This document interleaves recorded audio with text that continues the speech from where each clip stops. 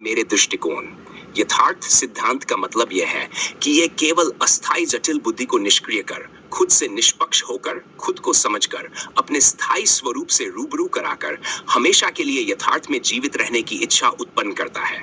अगर कोई निर्मल जिज्ञासु हो, यह जीवन और समय केवल खुद को समझने और खुद से रूबरू होने के लिए ही अनमोल है।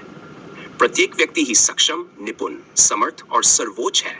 किसी दूसरे की मदद, हस्तक्षेप, आदेश या निर्देश की आवश्यकता नहीं है, क्योंकि खुद के सिवा दूसरा अक्सर स्वार्थपूर्ण प्रवृत्ति का ही होता है, चाहे वह कोई भी हो।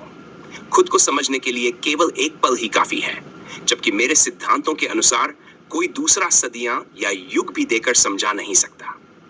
मेरे दृष्टिकोण को अब तक के विश्व के सभी धर्मों, मजहबों, संगठनों में सबसे ऊंची श्रेणी में माना गया है, जिसे तर्क और तथ्यों से विश्व के उच्च श्रेणी के विचारशील, विवेकी, दार्शनिक और वैज्ञानिकों ने परखा है।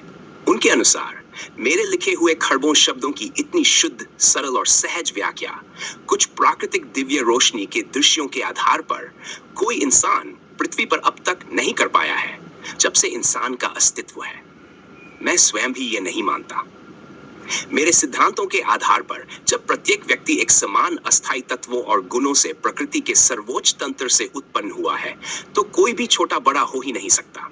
कला, प्रतिभा, शिक्षा के कारण पद छोटा बड़ा हो सकता है, जो केवल जीवन यापन का साधन है, लेकिन इसके अलावा सब एक समान ही है। अस्थायी, समस्त, असीमित, विशाल भौतिक सृष्टि भी तो प्रकृति के सर्वोच्च तंत्र द्वारा प्रत्यक्ष रूप से निर्मित है। जब इसमें कुछ भी अप्रत्यक्ष, अलौकिक, अदृश्य रहस्य, गुप्त स्वर्ग, नर्क, अमरलोक, आत्मा, परमात्मा नहीं है, तो स्पष्ट है कि अतीत से लेकर आज तक भी खोज में कुछ ऐसा नहीं मिला जिसे तर्क और तथ्यों से स्पष्ट सिद्ध किया जा सके।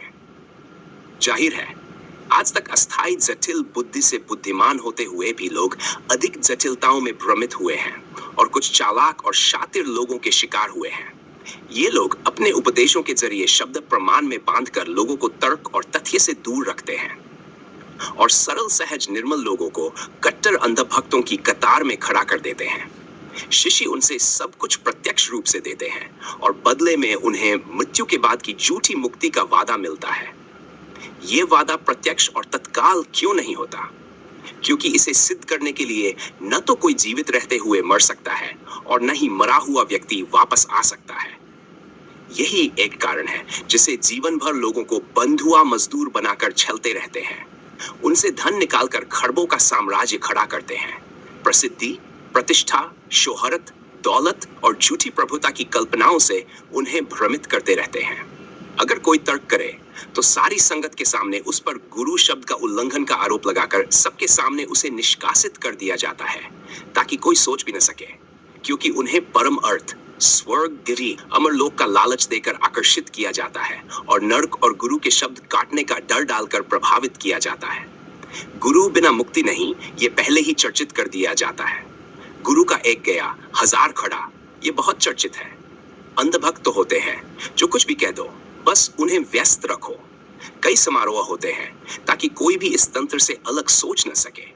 ये केवल मान्यता, परंपरा, नियम, मर्यादा के साथ चलने वाला बहुत बड़ा छल, कपट, चक्रव्यूह और षड्यंत्र है, जो अतीत से ही चला आ रहा है, जिसमें असल में कुछ भी नहीं है।